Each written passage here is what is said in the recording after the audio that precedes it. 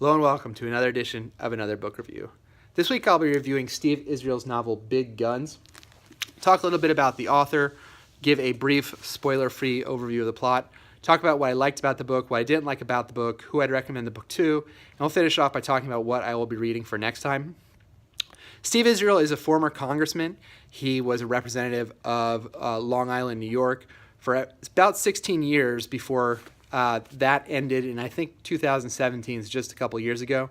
Since that time, he's been publishing novels, writing novels, and this is actually the second of his works and the first one of his stuff that I've read. What this is, Big Guns, is a satirical novel. It's about what would happen if the mayor of Chicago, due to the rising number of gun deaths in his city, pushes to ban handguns within the city of Chicago. So he wants to eliminate all handguns, as this would in our world. That decision reverberates through not only the media, not only gun manufacturers, but just it kind of reverberates all the way up to the federal government. And this novel follows several characters who work in kind of each of those fields. So it kind of cuts back and forth between the media, it cuts back and forth between government, and it cuts back and forth between the gun manufacturer and people within that world.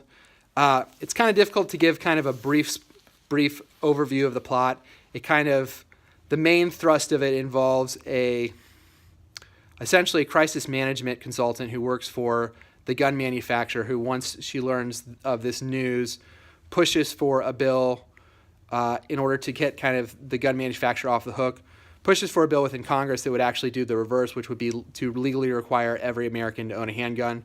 And so the novel kind of follows what would happen if that process were to take place.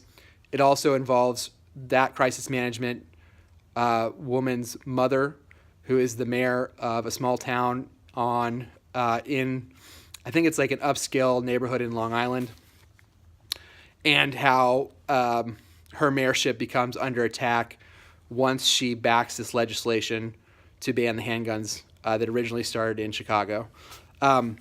So this is, like I said, I described it before as a satirical novel.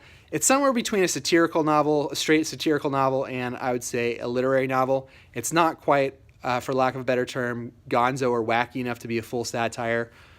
There's definitely slices of realism within this, and it's quite funny at times. I think Steve Israel is a funny author. He has a way to inject humor in almost all the situations. It definitely kept me wanting to read more and get to. It's fairly propulsive in as far as his writing style. They're fairly short chapters. Like I said before, it kind of jumps around between the different characters. The main character is, I would say, the crisis consultant, and her working in wheelings and dealings within Washington, D.C. to kind of push this bill forward to require each American to own a handgun. So I did like all of those things. It is, I will say, at the end of the novel, it kind of points towards the possibility of a sequel. You can definitely read this on its own. I have not read the sequel yet. I don't know if the sequel has been published, but I always throw that out there just in case you want something that's 100% self-contained, and I think this is for the most part, but it definitely sounds like there may be a sequel to this in the future.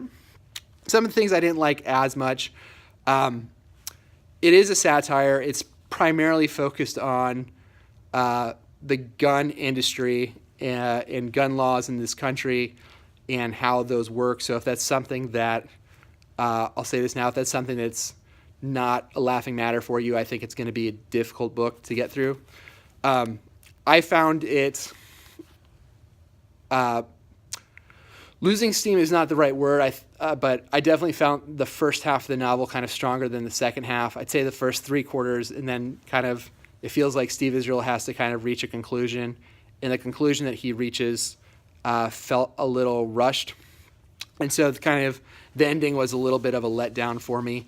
I will say I think he handles, as a former congressman, I think he handles the wheelings and dealings in Washington really, really well. I think there's more than a hint of truth to how the political the political considerations are given to each of these bills more than maybe the effect of the bills. And you can kind of see that how each person is really selfish is, again, not maybe the right word, but maybe worried about their own self-preservation more than whether or not this is a good bill or a bad bill. So the inner workings of politics, I think he's almost scarily, you could read this and go like, yeah, I could see that happening, when it's kind of based on something that's for a lot of people kind of a silly idea. I think too, the other thing is if you're looking for a satire that kind of pokes fun at both sides equally, I don't think this is it. I think towards the end especially, he has his Steve Israel's thoughts kind of come through a character pretty clearly in the end. It's not a super long monologue, but there's a long enough monologue where you're sitting there reading and going, this is kind of clearly the voice of the author. So if that's something that bothers you, this may not be the best book for you.